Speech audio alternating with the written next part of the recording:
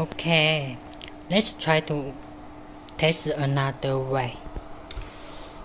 This way we don't need to connect the backlight.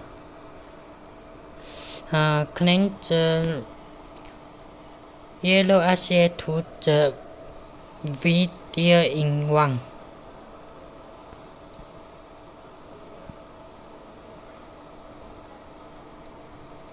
And then we also don't need to connect the red light to get the power.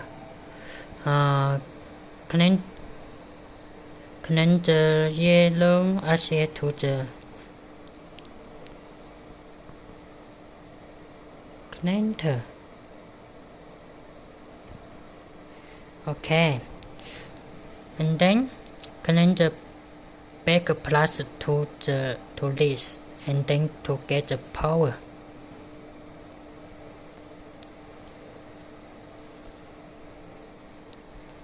Okay, and then you can see there the camera is light, and then place to open the AUX app. You can see there the backup camera also work.